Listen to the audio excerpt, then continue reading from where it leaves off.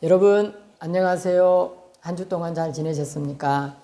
이제 계시록이 마지막 장에 도달했습니다.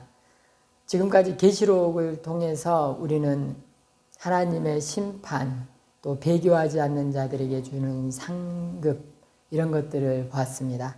이제 마지막으로 계시록을 끝내면서 하나님께서는 요한에게 무엇을 보여주셨는지 한번 살펴보도록 하겠습니다. 1절에서 5절까지 제가 한번 봉독해 드리도록 하겠습니다. 또 그가 수정같이 맑은 생명수의 강을 내게 보이니 하나님과 및 어린 양의 보좌로부터 나와서 길 가운데로 흐르더라. 강 좌우에 생명나무가 있어 12가지 열매를 맺되 달마다 그 열매를 맺고 그 나무 잎사귀는 만국을 치료하기 위하여 있더라. 다시 저주가 없으며 하나님과 그 어린 양의 보좌가 그 가운데 있으리니 그의 종들이 그를 섬기며 그의 얼굴을 볼 터이요 그의 이름도 그들의 이마에 있으리라. 다시 밤이 없겠고 등불과 햇빛이 쓸데없으니 이는 주 하나님이 그들에게 빛이심이라. 그들이 세세토록 왕노릇 하리로다. 아멘. 1절부터 5절까지만 읽어드렸는데요. 여기에 내용에 보면은 생명수가 강으로 흐르는 것을 볼 수 있습니다. 우리가 진시황제를 예를 들어서 알다시피 진시황제는 불로장생의 그 마음이 아주 깊었지요. 그래서 제주도까지 와가지고 그 불로장생을 이게 얻으려고. 그래서 이제 사람들이 찾다가 이제 집으로 돌아가자. 그래서 서쪽으로 돌아간다. 집으로 귀향한다. 그래서 서귀포가 됐다고 그래요. 전설에 의하면. 그런데 그런 식으로 사람들은 생명에 대해서 관심이 깊었어요. 그리고 생수, 이거를 구하려면은 우리가 흔히 생각해도 젊어질 수 있고 생명을 연장할 수 있다. 그런 약이 있다면 그렇게 많지는 않을 거예요. 뭐 요만한 병 하나 정도? 그 정도로 있겠죠. 그런데 천국은 그게 강이래요. 강. 근데 그 강이 또 가운데로 흐른대요. 성도들이 있는데, 그 예루살렘이 있는데, 또 혹은 천국이 있는데 그 가운데로 엄청나게. 그런데 그 강 주변에 또 나무가 있어요. 그 나무에서 열리는 열매가 또 생명나무예요. 근데 보통은 열매를 먹으면 좋잖아요. 그게 우리 나무들의 엑기스라고 볼 수 있잖아요. 열매가. 그런데 이거는요. 잎사귀만 먹어도 치료가 돼요. 이런 식으로 봤을 때 정말로 강이 우리 중간에 이렇게 흐른다. 열매가 맺힌다. 이렇게 보면 안 되고 넘치는 생명이 그냥 다 넘쳐요. 근데 그 발원지가 어디냐면 하나님과 예수님의 아름다운 의자에서, 여기 성경 말씀대로 보좌라고 그랬는데 그분들이 앉아있는 의자에서 이게 물이 발원돼요. 강이. 그런데 이거를 그냥 누구나 다 마시는 거예요. 다.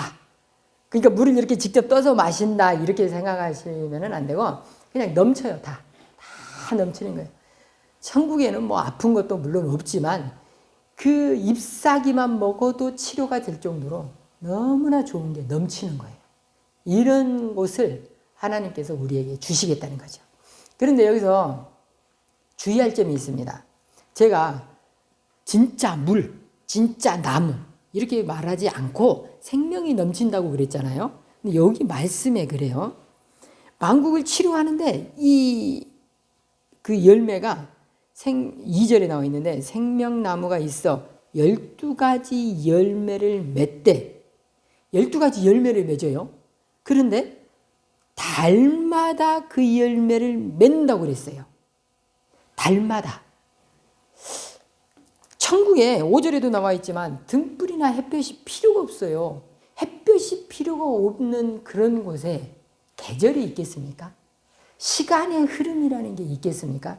이게 없어요. 필요가 없는 거예요. 그 하나님의 나라에서는 영원한 생명을 가지고 쉽게 말하면 줄여서 영생을 살 건데 계절의 변화, 시간의 변화, 시간의 흐름 이런 게 필요가 없는데 여기 표현대로는 12가지 열매가 12달 동안 열려요. 쉽게 말하면 1년 내내 열린다는 건데 그 표현에서 하시고자 하시는 말씀은 뭐냐면 영원토록 그렇게 공급을 해주겠다. 생명 안에 아예 푹 들어가서 산다. 이런 표현을 하고 싶었던 거예요. 근데 그거를 요한에게 가르쳐 주고 싶은데 그거를 시각적으로 보여준 거예요. 이 시각적으로 보여줬으니까 아 정말로 그렇게 똑같이 있을 것이다. 그래서 나중에 천국에 가가지고 하나님 좀 다른데요? 이렇게 따질 필요가 없어요. 여기 요한계시록에서 중요하게 생각해야 될 것은 뭐냐면 요한이 환상으로 본 그 시각적인 그런 일들이 이퀄 관계로 똑같이 새하늘과 새 땅에서 이루어진다라고 보면 그건 오해예요. 요한계시록을 다 그렇게 문자적으로 해석을 해버리면 안 맞는 게 한두 가지가 아니에요. 처음부터 끝까지 안 맞아요. 그 문자적으로 해석을 했을 때는. 그런데 여기서는 요한은 그 속성을 우리에게 가르쳐 주고 싶은 거예요.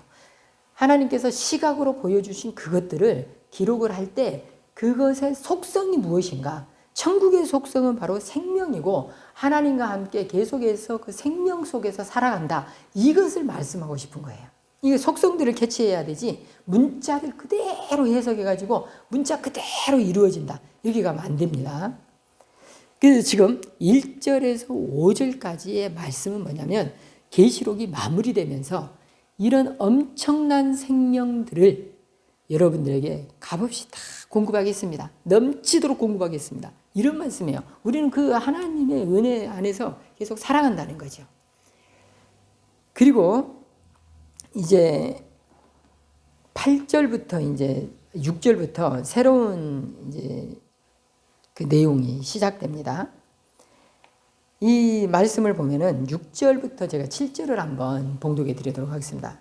또 그가 내게 말하기를 이 말은 신실하고 참된지라 주 곧 선지자들의 영의 하나님이 그의 종들에게 반드시 속히 되어질 일을 보이시려고 그의 천사를 보내셨도다. 보라 내가 속히 오리니 이 두루마리의 예언의 말씀을 지키는 자는 복이 있으리라. 아멘. 이 말씀이 뭐냐면요. 하나님의 말씀이 지금까지 계시록이 이렇게 쫙 왔는데 이 모든 것은 참된 것이다. 거짓말이 아니다. 이 말씀을 하고 있는 거예요. 여러분들이 혹시 그 임금이 다스리던 시절로 한번 돌아가 보도록 하겠습니다. 임금이 어떤 그 명령을 내리고 임금의 말이 법이죠. 옛날에는. 그런데 그 말을 임금이 뭐를 말할 때는 그냥 말을 하는 게 아니에요. 어떤 명령이나 뭘 할 때는 항상 글로 그거를 이제 우리나라로 치면 교지죠. 그 상선이나 또 상선 말고 제가 그 사람 그 직책을 이름을 잊어버렸는데 그 사람들이 항상 그 교지를 낭독을 해요. 그 대신. 그러면은 그게 바로 선포예요. 그게 그냥 실행이 돼야 돼요. 그런데 임금이 그걸 선포를 해놓고 어느 날 생각해 보니까 안 되겠거든요. 내가 실수했어. 그거 그렇게 하면 안 될 것 같아. 그거 지난번에 했던 거 취소. 이런 게 없어요. 임금은 한번 말하면 끝이에요. 그게 그대로 이루어져야 돼요. 그러면은 어떻게 지난번에 했던 것이 잘못됐는데 그것을 되돌릴 것인가? 새로운 교지를 내려야 돼요. 임금의 한마디 한마디는 그대로가 법이기 때문에 그대로 그냥 실행을 해야 되기 때문에 취소가 안 되고요. 그걸 돌이키는 방법은 새로운 교지, 새로운 그 명령을 다시 내리는 거예요. 그래가지고 이제 교지를 또 내리죠.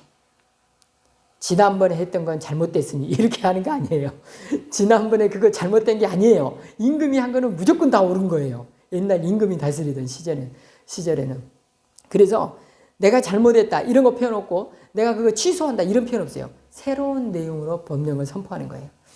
그런 인간 세상에도 임금이 하는 일이 그런 정도인데 이 세상 전체를 다스리시는 분의 이 발언이 이 말씀이 그냥 돼야 되겠냐고요. 이거는요, 임금하고는 상대가 안 될 정도로 중요한 말씀이에요. 그렇기 때문에 여기 있는 말씀이 내게 말하기를 이 말은 신실하고 참된지라. 이거 누가 그랬냐면 하나님이 이렇게 말씀을 하셨고 그거를 누가 전달했냐면 천사가 전달했거든요. 천사는 심부름꾼이거든요. 지가 뭐 지어서 할 수 있는 게 아니에요. 이렇게 확실하게 성경에 이 계시록 이 22장에만 이 말씀이 기록되어 있는 게 아니에요. 숱하게 처음부터 창세기부터 끝까지 이 하나님의 언약의 말씀이 기록되어 있는 거예요. 이렇게 이게 기록이 되어 있는데 어느 날 하나님께서 이거 실수, 나 이거 잘못했으니까 나 이거 취소, 이럴 수가 없는 거예요. 인간의 임금도 그런 걸 그렇게 하지 않는데 하나님께서는 오죽하시겠습니까? 이거는 약속이에요. 여러분들요, 그냥 믿으시면 돼요. 이걸 가지고 뭐 어떻게, 하나님이 정말 그러셨을까? 이거 믿어도 될까? 이거 믿었다가 우리 다 뭐 이렇게 어떻게 되는 거 아니에요? 아닙니다. 하나님께서는 절대 이거를 시건치 않으시는 분입니다. 믿으시면 됩니다. 그런데 이 말씀이 이렇게 선포가 됐는데 우리는 그러면 7절 제가 다 또 한 번 읽어보겠습니다. 보라 내가 속히 오리니 이 두루마리의 예언의 말씀을 지킨 자는 복이 있으리라. 하나님께서 선포를 약속을 하셨어요. 그런데 누가 이런 것들을 누릴 것인가? 그 하나님의 말씀을 받아 예언의 말씀으로 지키는 자들, 이걸 약속으로 지키는 자들은 다 이거 받아 누리는 거예요. 그리고 하나님께서는 속히 온다고 그랬어요. 속히. 여러분들 생각하시기에 하나님이 거짓말은 안 하실 거야. 그런데 속히 오신다고 그랬는데 왜 속히 안 오시지? 2000년이 지났는데? 예수님께서 재림하셔야 되는데? 인간의 기준으로 생각하니까 2000년이 굉장히 긴 세월처럼 느껴질 수 있습니다. 실제로 인간은 100년을 못 살기 때문에 이 시간이 실제로 길게 느껴지죠. 그런데 하나님께서는 영원해요. 시간 밖에서 사세요. 그런데 하나님의 입장에서는 눈 깜짝할 사이죠. 정말로 찰나의 순간일 수가 있는 거죠. 하나님께서는 속히 오신다고 그랬는데 인간들 생각하기에 하나님 거짓말 치셨는가? 2000년이 지났는데 이렇게 생각할 수 있습니다. 그러나 여기서 중요한 것은 그 예언의 말씀을 지키는 자가 복이 있다고 그랬어요. 우리가 할 것은 뭐냐면은 하나님의 시간대에서 인간의 시간으로 이걸 재고 뭐 이런 게 중요한 게 아니라 우리에게 주어진 일은 뭐냐면 지키는 거예요. 이 약속의 말씀, 예언의 말씀을 지키기만 하면 복이 그냥 이렇게 딱 약속돼 있는 거예요. 근데 이것을 못 믿고 의심하고 배교하고 내가 한 50년 믿었는데 안 되던데요. 한 60년 믿었는데 안 되던데요. 이러면 안 돼요. 그 순간을 참으시고 그 믿음을 계속해서 지키셔야 돼요. 이 요한계시록의 그 기록의 의도가 그거예요. 계시록에 있는 말씀을 이게 읽고 약속의 하나님을 그 천국을 영원한 새하늘과 새 땅 그리고 새 예루살렘 된 우리가 그곳에 가서 사는 거예요. 이걸 지켜내야 돼요. 우리가 이 믿음을 지켜내지 않으면 안 돼요. 자, 그 다음에 이제 마지막 부분 10절부터 끝절까지인데요. 여기는 제가 한번 17절을 한번 읽어보도록 하겠습니다. 성령과 신부가 말씀하시기를 오라 하시는도다. 듣는 자도 오라 할 것이요 목마른 자도 올 것이요 또 원하는 자는 값없이 생명수를 받으라 하시더라. 이렇게 돼 있습니다. 다 오라는 거예요. 다 와서 이 생명의 약속을 다 받아 누리고 다 가져라 이렇게 하시는 거예요. 그런데 여러분들이 아시다시피 이 생명의 말씀을 주셨는데 모두가 그 생명의 말씀에 관심이 있는 건 아니에요. 희한하게 그래요. 교회의 십자가가 예전에 한 20년 전쯤에 제가 안산에 온 건 한 30년 전쯤 되는데 그때 정말 상가 하나에 십자가가 그러니까 교회가 뭐 5개도 있고 뭐 그랬을 때였어요. 근데 지금은 상가들 안에 교회가 많이 없어졌어요. 하나 있으면 다행이고 뭐 없는 데도 많아요. 지금은 그렇게 교회가 많이 없어졌어요. 그때나 지금이나 뭐 변하지 않는 건 뭐냐면 십자가가 있다는 거예요. 그리고 많은 사람들이 복음을 전합니다. 직장에서도 그렇고요. 뭐 여러 가지 지역사회에서도 그렇고. 그런데 그 복음 전하는 거에 대해서 그 또 십자가에 대해서 반응을 하는 사람이 많지는 않아요. 참 희한해요. 우리가 복음을 들을 기회가 참 많습니다. 이 땅에 살면서. 아마 한 번 정도는 복음을 듣지 않을까요? 사람들이 보통 한 80년 산다고 쳤을 때 교회를 한 번도 안 보고 죽은 사람은 별로 없을 거고요. 우리 한국 사람 기준으로 봤을 때. 그럼에도 불구하고 이 값없이 주는 구원에 대해서 관심 있는 사람이 별로 없습니다. 지금 기독교인들도 많이 떠나고 있어요. 기존에 있는 신자들도 떠나고 있는 추세예요. 이 값없이 주는 이 구원, 생명수가 참 이게 값이 없어서 그럴까요? 좀 저로서는 이해가 안 가는 부분이지만 많은 사람들이 가치 없는 것으로 여기고 믿음을 많이 떠나기도 할 뿐만 아니라 관심도 없어요. 제가 또 다른 말씀을 한번 읽어보겠습니다. 15절. 개들과 점술가들과 음행하는 자들과 살인자들과 우상숭배자들과 및 거짓말을 좋아하며 지어내는 자는 다 성 밖에 있으리라. 이 성 밖은 예루살렘, 새 예루살렘 밖이라는 거죠. 쉽게 말하면 지옥이에요, 지옥. 이런 사람들한테 복음이 안 전해졌냐고요. 전해졌다고요. 사기치는 사람들, 뭐 또 살인하는 사람들, 우상숭배하는 사람 다 복음이 전해졌어요. 다 예수님 믿는 사람들이 주변에 있었고요. 십자가가 있었고요. 교회가 있었고요. 다 있었다고요. 그런데 그 사람들은 그들의 길을 갔고 믿는 사람들도 어떤 사람들은 배교하고 떠나고 예수님 안에 있던 사람들이 알곡만 이렇게 딱 못아져가지고 새 예루살렘으로 변화돼서 생명수 강가에서 사는 거예요. 참 신기해요. 왜 그러는지 모르겠어요. 그러나 여러분, 이 계시록이 기록된 의도는 수많은 핍박 속에서도 믿음을 잃지 말고 배교하지 말고 견뎌내고 하나님의 그 아름다운 영원한 나라를 받아 누리라는 목적이 계시록의 목적인데 저도 똑같이 여러분들에게 당부의 말씀을 드립니다. 지금 세상이 코로나로 인해서 경제적 상황으로 인해서 어려워집니다. 그것 때문에 또 힘들어지니까 더 인간관계가 괴로워집니다. 더 활성화되는 게 아니라 더 축소되고 괴로워지고 고립되고 그런 상황이 있습니다. 이게 쉬운 세상이 아니에요. 지금 살아가는 세상이. 우리가 물론 굶는 데의 아프리카 어떤 사람들에 비해서는 훨씬 좋은 환경에서 사는 거 맞죠? 그러나 우리 대한민국 사람들한테 물어보면은 뭐 그렇게 다 행복하다 뭐 그러진 않을 거란 말이죠. 이런 어려운 상황에서 살아가는 우리가 믿음을 잃지 않아야 되겠습니다.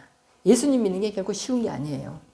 그러나 끝까지 믿음을 지키시기를 바라고요.